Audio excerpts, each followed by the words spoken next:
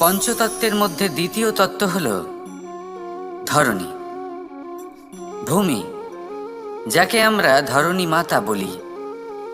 এই ধরণী ধৈর্য ধারণ করে, আর এর ওপরেই আমাদের সমগ্র সংসার নির্ভরশীল। কারণ এই ভূমি সহ্য ক্ষমতা রাখে, এর সহ্য ক্ষমতা হলো অপরিসীম। সন্তান যতই আঘাত প্রদান করুক না কেন, প্রেমপূর্বক সহ্য করে, আর তার বদলে অমূল্য রত্ন প্রদান করে। সন্তান যদি হাল চালায়, তাহলে তার বদলে তাকে অন্ন প্রদান করে। এটাই হলো ধরণী। এবার এর থেকে আমরা কি শিক্ষা পেতে পারি? এটাই যে কারোর জন্য কিছু করা বা কাউকে কিছু দেওয়া মনে কোনো কামনা ছাড়াই। আর এই কথাটা বুঝে যান, যদি কারোর জন্য কামনা না রেখে বা কোনো পাওয়ার আশা না রেখে কারোর জন্য কিছু করেন বা কারোকে কিছু দেন, যদি এটা আপনি শিখতে পারেন, তবে আপনি ভালোবাসতে শিখে গেছেন। আর সেই জন্যই এই ধরিত্রীকে মাতা বলা হয়। কারণ মাতা শুধু উনি নন যিনি গর্ভে সন্তানকে ধারণ করেন, মাতা তো উনিও যিনি জীবন বাঁচতে শেখান, যিনি জীবন বাঁচার উদাহরণ প্রদান করেন। তাহলে ধরণীর থেকে এই নিঃস্বার্থ ভাব শিখুন, নিঃস্বার্থ ভালোবাসা শিখুন, আর এই ভালোবাসার সাথেই বলুন রাধা রাধা।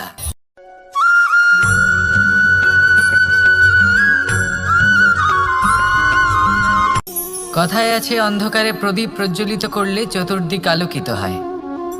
কিন্তু যদি এই প্রদীপ আমি সূর্যের আলোর সম্মুখে সকালবেলায় প্রজ্বলিত করে রেখে দিই, তাহলে কি হবে? আপনি বলবেন যে এটা করে তো কোনো লাভই হলো না। সূর্যের প্রকাশের সামনে এই প্রদীপ আসলে কিছুই নয়। এবার এই চিন্তা ভাবনা প্রত্যেক দিন করতে হবে, আর একটা অমূল্য শিক্ষা পেতে হবে। মনে করুন যে আপনি মহাপুরুষের সামনে বসে আছেন, কোনো মহাজ্ঞানীর সামনে। তাহলে সেই ব্যক্তির সামনে নিজের জ্ঞানের প্রদীপ প্রজ্বলিত করবেন না, নীরব থাকুন, আর সেই ব্যক্তির সূর্যের প্রকাশের মতো জ্ঞান প্রাপ্ত করুন। যতটা পারবেন জ্ঞান লাভ করুন। যদি এমন কোনো সময়, এমন কোনো স্থানে আপনি আছেন যেখানে চতুর্দিক অন্ধকার, কারোর কাছেই জ্ঞান নেই, সেখানে নিজের জ্ঞানের প্রদীপ প্রজ্বলিত করুন। এমন করলে দুদিক থেকেই আপনার লাভ হবে। আপনার জ্ঞান প্রাপ্তিও হবে, আর জ্ঞানের সঠিক প্রয়োগও করতে পারবেন। আর এই মন প্রসন্ন হয়ে বলবে রাধা রাধা।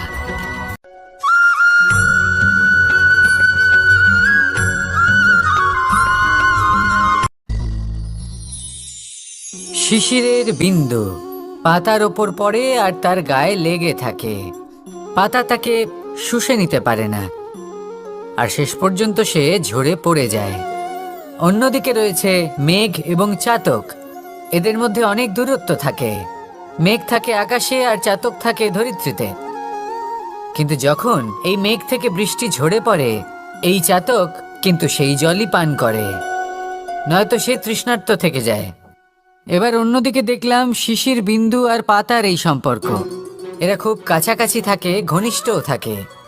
অন্যদিকে রয়েছে মেঘ এবং চাতকের সম্পর্ক, যাদের মধ্যে অনেক দূরত্ব থাকা সত্ত্বেও তারা খুব ঘনিষ্ঠ, তাই না? এই সারমর্ম খুব সরল। এই নৈকট্য, এই দূরত্ব, তা আপনার সম্পর্কে প্রভাব কিছুতেই ফেলতে পারে না। এই নৈকট্য, এই দূরত্ব, এইসব হলো শুধুমাত্র মনের ব্যাপার। কখনো আপনি অনুভব করেছেন আপনি কারোর থেকে অনেক অনেক দূরে আছেন, অনেক দূরে আছেন, তাও সেই ব্যক্তির প্রতি আপনি টান অনুভব করেন। সেখানে আপনি কারোর সাথে প্রত্যেক দিন অতিবাহিত করেন, সমস্ত জীবন অতিবাহিত করেন, সব থেকে বেশি সময় তার সাথে অতিবাহিত করেন, তাও তার প্রতি সেই টান অনুভব করেন না। এই সংকেত হলো মনের দূরত্বের। তাহলে মনের এই দূরত্ব দূর করুন আর আমার সাথে।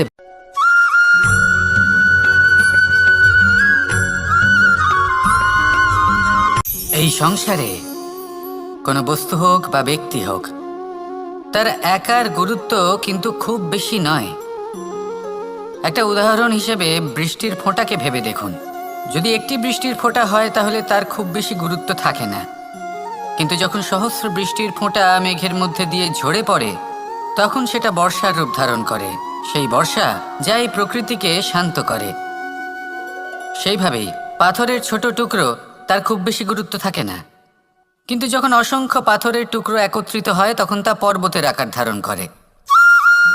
সেইভাবেই কিছু মানুষ যখন একত্রিত হন তখন তৈরি হয় পরিবার, কিছু পরিবার যখন একত্রিত হয় তখন তৈরি হয় সমাজ, যখন অনেক সংখ্যক সমাজ একত্রিত হয় তখন তৈরি হয় রাজ্য। এবার এই রাজ্যের সবথেকে গুরুত্বপূর্ণ ব্যক্তি হতে পারেন রাজা, কিন্তু তাও সেই রাজা একা কিছু করতে পারেন না। যুদ্ধ লড়ার সময় তারও নিজের সৈন্যদলকে প্রয়োজন পড়ে। কিন্তু এই সংসারে এমন একজন ব্যক্তি আছেন যিনি একাই সব কাজ করতে থাকেন, এবং সেই ব্যক্তি হলেন মা।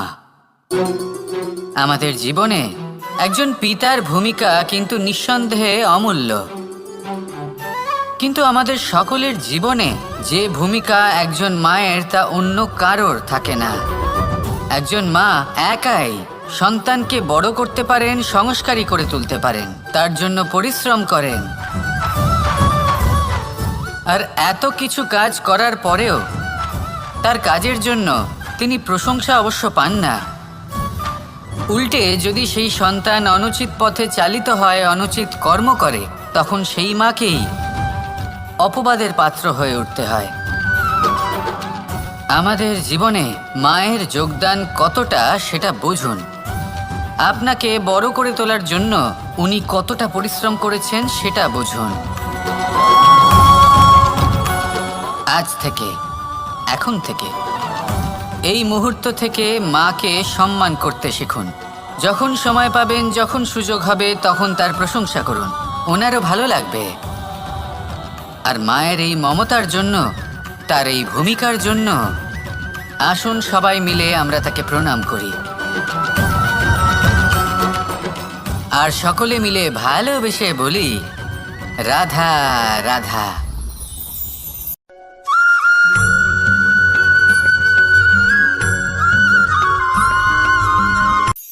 এই সংসারে সাফল্য লাভ করার জন্য জ্ঞানের প্রয়োজন হয়, পরিশ্রমের প্রয়োজন হয়, দৃঢ় নিষ্ঠার প্রয়োজন হয়, নিরন্তর চেষ্টা করা প্রয়োজনীয়। কিন্তু আরও কিছু আছে যা অত্যন্ত প্রয়োজনীয় এবং গুরুত্বপূর্ণ। তা হলো ভালো বন্ধু। তাদের থাকা অত্যন্ত প্রয়োজনীয়। যদি ভালো বন্ধু থাকে তাহলে সময় এলে তারা ঢাল হয়ে আপনাকে সুরক্ষা করবেন। সময় এলে অস্ত্রের মতো শত্রুকে সংহারও করবেন। যদি তিনি জ্ঞানী হন, তাদের মধ্যে সদ্গুণ থাকে, তাহলে এই সব গুণ আপনার মধ্যেও প্রবেশ করবে। তাহলে সাফল্যের জন্য ভালো বন্ধু পাওয়া অত্যন্ত প্রয়োজনীয়। কিন্তু শুধু বন্ধু কেন, ভালো শত্রুও থাকা প্রয়োজনীয়। এবার আপনি ভাববেন, আমি কি বললাম? যদি আপনার জীবনেও ভালো অর্থাৎ শক্তিশালী শত্রু থাকে, তাহলে আপনিও শক্তিশালী হতে থাকবেন। এই শত্রু আপনাকে প্রেরিত করবে আরো বেশি শক্তিশালী হয়ে ওঠার। কখনো কোনো হরিণকে দেখুন, তীব্র গতিতে দৌড়তে থাকে। কেন তীব্র গতিতে দৌড়য়? এই কারণে নয় যে কোথাও তার জন্য মধুর ঘাস অপেক্ষা করে রয়েছে, না। সে এই কারণে তীব্র গতিতে দৌড়য় কারণ সেটা না করলে তার পেছনে একটি সিংহ আছে যে ওকে নিজের ভোজন করে ফেলবে। তাই জীবনে বিপদ, সংকট, এই সব কিছুও হলো অত্যন্ত গুরুত্বপূর্ণ। তার সম্মুখীন হতে শিখুন আর আমার সাথে ভালোবেসে বলুন, রাধা রাধা।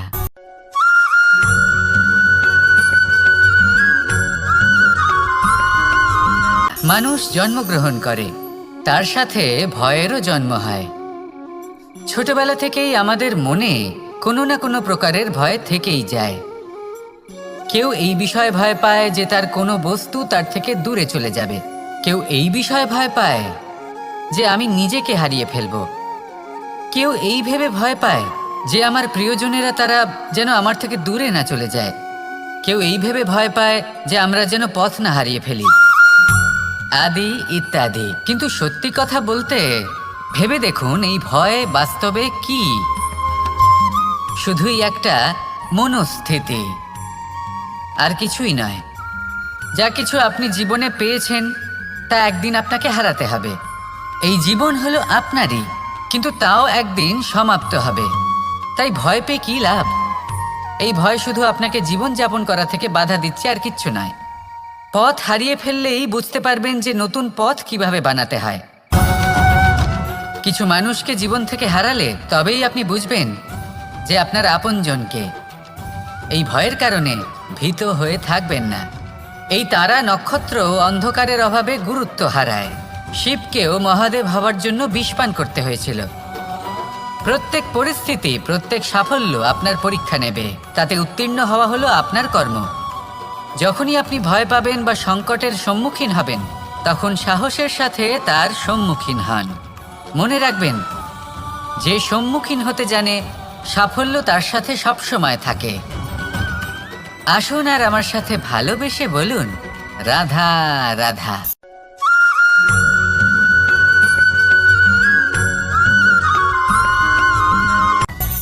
মানুষের মধ্যে একটা বিচিত্র প্রবৃত্তি থাকে।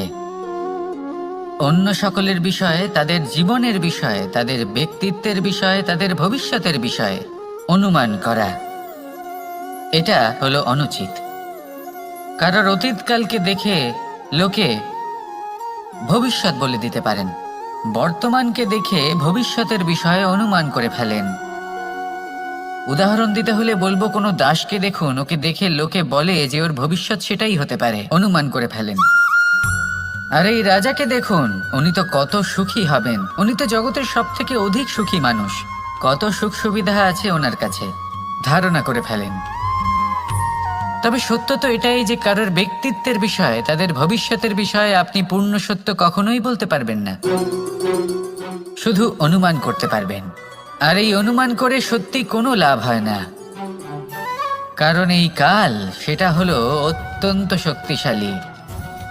কালো থেকে কালোতর কয়লাকেও হিরেতে পরিণত করতে পারে। অনেক বড় বড় রাজাকেও বিদূষক বানিয়ে ফেলতে পারে এক মুহূর্তেই। তাহলে আপনি অনুমান করে কি লাভ? কি পেলেন অনুমান করে?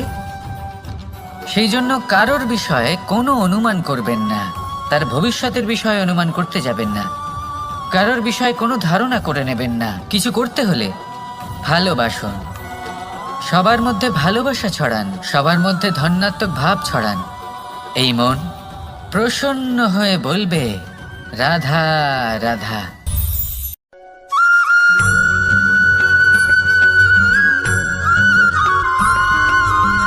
এই সংসারে সব থেকে বেশি কোমল বস্তু হলো রেশম।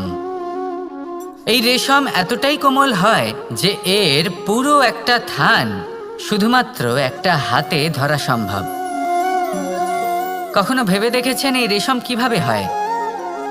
একটি কীট তার লালার দ্বারা উৎপন্ন হয়।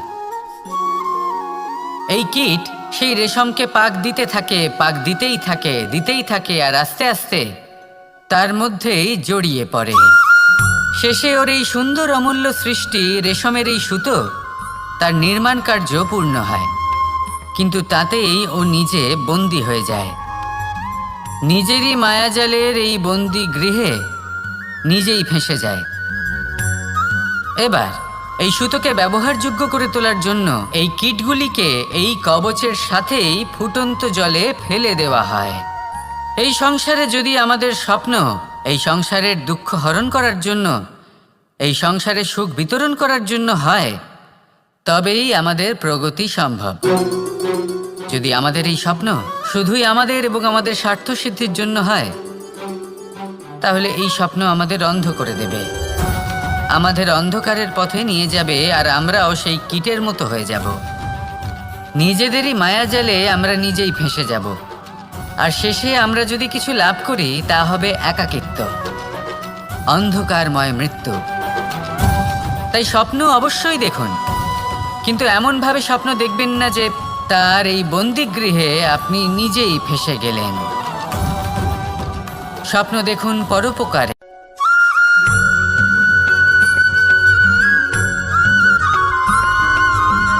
এই সংসারে প্রত্যেক মানুষ এটাই চান যে তিনি যেন ধনবান হন, আর্থিক অবস্থা তার ভালো থাকে, ওনার বাড়িতে লক্ষ্মীর আগমন হয়। কিন্তু সেটা হবে কি করে, সেটাই হলো প্রশ্ন।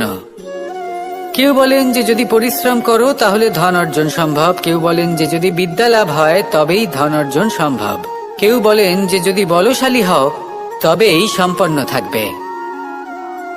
ভালো কথা, যদি তাই হয়ে থাকে, তবে দিনমজুর সারা দিন পরিশ্রম করেন, তিনি কেন ধনী হন না? অনেকজন বিদ্বান মানুষ আছেন এই সংসারে, তারা কেন ধনবান হন না? অনেক সংখ্যক বলশালী ব্যক্তি আছেন, তাদের কাছে ধন নেই কেন? তাদের কেন ধনের অভাব হয়? আবার এমনও কিছু মানুষ আছেন যারা পরিশ্রম করেন, তারা দিনমজুর, কিন্তু তারা ধন অর্জন করতে পারেন।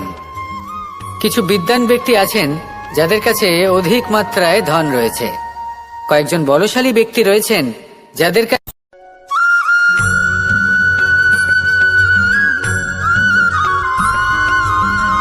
পিতা আর পুত্রের সম্পর্ক অত্যন্ত মধুর হয়ে থাকে।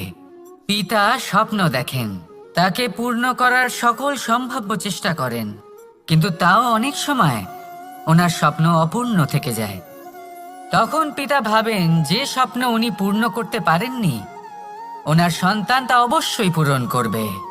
যে স্থানে উনি কখনো পৌঁছতে পারেননি, সেই স্থানে ওনার পুত্র অবশ্যই পৌঁছবে। পিতা নিজের সন্তানের ভবিষ্যৎ নিয়ে সেই স্বপ্ন দেখেন, আর যখন সেই সন্তান সামনে এগোতে থাকে তখন তার দুঃখ হয় না, বরং গর্ব হয়। ওনার ভালো লাগে এটা দেখে যে ওনার সন্তান অনেক উন্নতি করছে। কিন্তু যখন সন্তান নিজের অভিভাবকের শক্তি দেখে, তার যশ দেখে হিংসা করতে থাকে, সমস্যা সেইখানেই শুরু হয়। সেই জন্য সকল সন্তানকে এটা মনে রাখতে হবে, দেখুন, পুত্র হবার সুবাদে, এক সন্তান হবার সুবাদে এটা হলো আপনার অধিকার যে আপনি আপনার পিতার থেকে বেশি উন্নতি করবেন। আপনার পিতাও এটাই চান, কিন্তু সুস্থভাবে এটা করুন। একটা রেখা টেনে নিন যাতে আপনি তাতে এগোতে পারেন আর আপনার পিতার তাতে গর্ববোধ হয়, আর সেই বিষয়ে দুঃখ না হয় যে আমার সন্তান আমাকেই ছোট করার চেষ্টা করছে। ইতিহাস